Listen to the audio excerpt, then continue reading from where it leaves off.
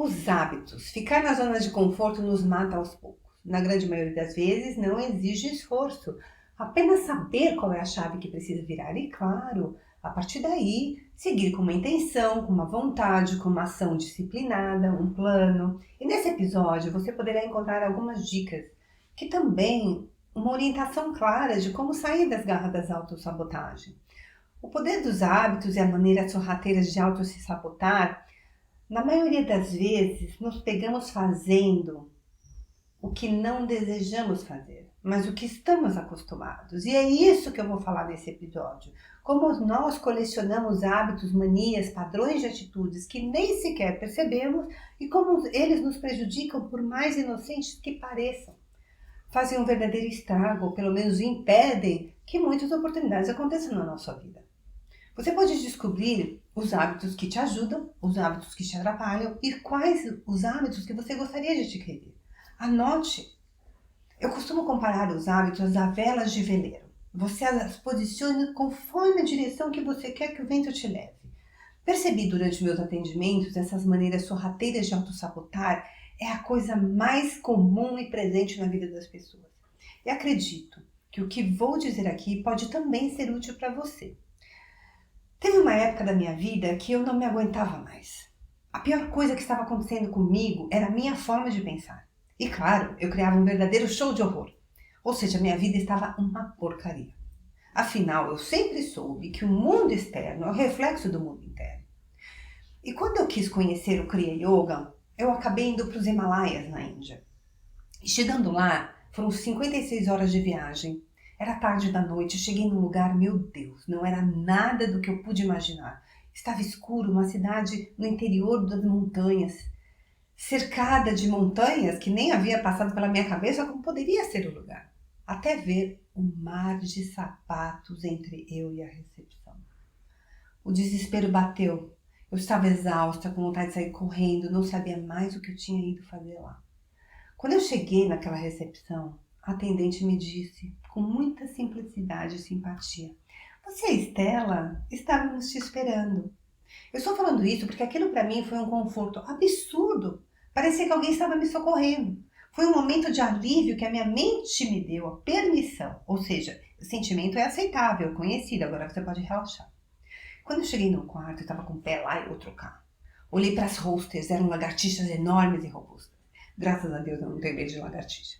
Mas o quarto era limpo. Entrei e a minha primeira reação foi instalar um chip no telefone. Abrir meu computador, procurar primeiro voo de volta ou outro lugar para ficar, pois a programação ainda ia durar 30 dias. Perdi a clareza, pensei no que estava com a cabeça, o que vim fazer aqui. Comecei a navegar na internet, tentando achar um outro hotel, era 3 da madrugada. Eu estava exausta e com muito medo. E a resposta veio, alto lá. O que eu vim fazer aqui? Foi justamente ao contrário do que estou fazendo. Eu vim para mudar a minha forma de pensar. Buscar algo que eu nunca tive a chance de conhecer. Para mudar a minha forma de pensar, eu preciso aceitar o que está acontecendo. Eu precisava entregar o controle, abrir espaço para as oportunidades. Eu já tinha prova suficiente que a minha forma de pensar não era melhor. Eu estava arruinando a minha vida. Fechei o computador, mergulhei no sono profundo e fui descobrir o que ia acontecer no dia seguinte. Eu estou falando isso porque o desespero da mente de controlar, de tentar se identificar, de decidir sobre o que pode se controlar, negar oportunidades pelo fato de elas serem desconhecidas, é constante na nossa vida. A maneira como a mente tem de se defender e provocar o medo, a insegurança, são as formas sorrateiras de autossabotar. Para não evoluirmos, para não sairmos desses padrões que estamos acostumados, mesmo que seja um lugar de dor. E era óbvio que estava acontecendo naquele momento comigo. E acontece muitas vezes durante a nossa vida, pois não estamos pensando, não estamos atentos, estamos pensando, mas não estamos atentos aos nossos pensamentos. E ficar nessa zona nos mata aos poucos. E era exatamente isso que eu precisava resistir. E desse dia em diante as coisas mudaram. Eu percebi a estrutura do pensamento e era por isso mesmo que eu tinha os resultados. Eu conhecia como funcionava a arquitetura da mente, mas até então eu nunca tinha mudado essas estruturas mentais com tanta clareza e rapidez. E eu sempre digo, saber como funciona são apenas acúmulos de informações. Inteligência emocional não basta. Ao contrário, nos mantém num looping analítico do medo, da dúvida, gerando ainda mais desconexão conosco. até sermos capazes de usar a mente e a respiração a nosso favor e aprender a limpar o que foi impresso na nossa vida, no nosso corpo, na nossa mente. Um ponto importante que quero ressaltar aqui, que eu ressalto em todos os blocos, é que tudo que passamos na vida fica impresso no nosso corpo, em cada célula. Cada célula tem uma memória. E para ocorrer qualquer tipo de transformação profunda, é preciso desintoxicá-la, questionar a nossa forma de pensar, nossa estrutura mental, nossos valores herdados, nossas crenças, nossas convicções. A partir do momento que você aprende como fazer, você se liberta. Eu acredito que é fundamental saber como essas forças funcionam. Assim, você pode identificá-las com facilidade. E a partir daí se transformar e ter o compromisso de implementar as práticas na sua vida. E porque elas vão aparecer, a partir do momento que você está fazendo as práticas, vão aparecer pensamentos que você nem imaginava que você tinha. Você já percebeu, por exemplo, que passamos a vida inteira prometendo coisas para nós mesmos e não conseguimos cumprir? E por que isso? Porque a mente, ela quer nos manter nesse cativeiro, no jeito que aprendemos a viver. E não cumprindo as nossas promessas, geramos desconfiança, insegurança da nossa própria força. E ficamos inseguros, temos raiva e ainda vamos entrando num processo de autodestruição e frustração. E é isso que a mente nos força a fazer. Ou seja, fica aí no mesmo lugar, você aqui é conhecida, confortável e você evita a dor do desconhecido. E é óbvio que isso irá dificultar ainda mais a tentativa de sair desse ciclo vicioso. É porque ele é conhecido. Isso é uma autossabotagem.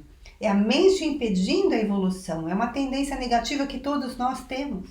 E precisamos não lutar contra ela, mas saber como ela funciona. E aí, como a gente sabe como funciona, é fácil de sair desse lugar. Temos 4 fatores que governam o nosso comportamento humano. Primeiro é o livre-arbítrio da alma, Purushakara. A tendências kármicas e características adquiridas em encarnações anteriores, que são as caras, as ranhuras, as cicatrizes. A influência do ambiente atual, da família, dos companheiros, da comunidade, colegas de trabalho, amigos íntimos, a mídia, Netflix. Hábitos recém-adquiridos por meio das repetições e de ações sob as influências de qualquer um desses 3 anteriores que eu acabei de dizer. As nossas ações são regidas pelos nossos sentidos, paixão, apetite, desejos, preconceito, pela ganância, pelo medo, pelos hábitos, e o pior desses tiranos é o hábito. Ele manda na gente. Imagina você criar um próprio carcereiro e ainda por cima tirano. É uma loucura. Os hábitos de pensamento são imãs mentais que atraem coisas e situações e além disso, outros pensamentos, sem contar a história que criamos e contamos para nós mesmos. Muitas vezes eu me comparava com uma tartaruga de aquário.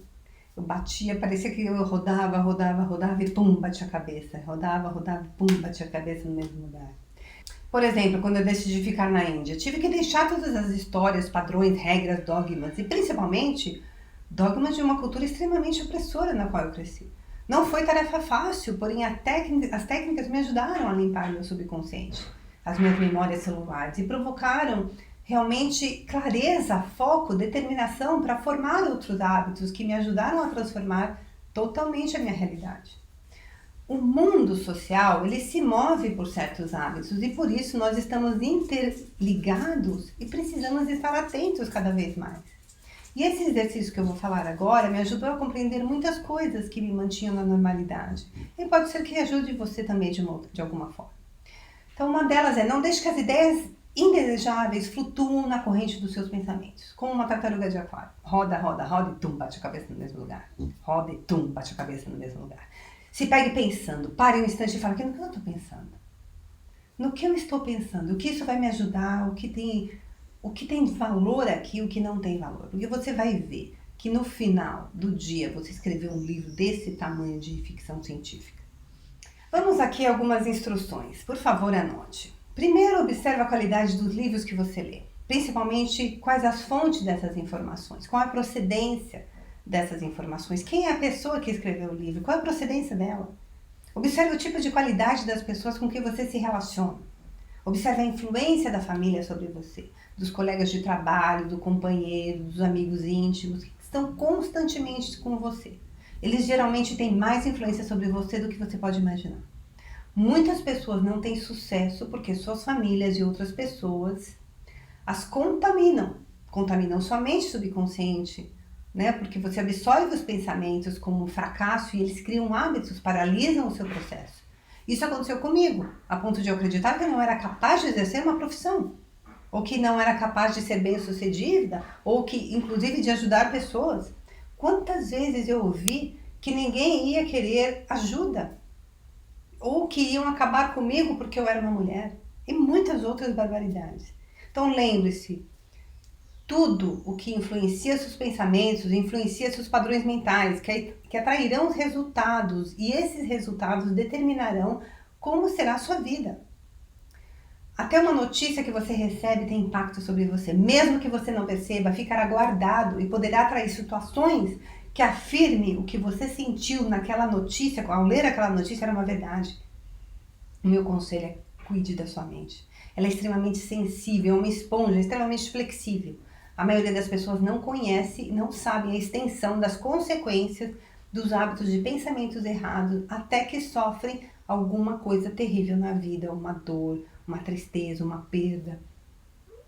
Então, usem o ego para indagar sobre a dor, porque o ego ele vai procurar algo para sair dessa dor. Use como alavanca. E lembre-se, só você pode criar seus hábitos bons e ruins, e você será governado por eles. Seu humor, seu amor, sua situação financeira, sua ansiedade, seus desejos, a sua paz, tudo. Então, por que não criar hábitos que vão te apoiar e te ajudar a viver com liberdade?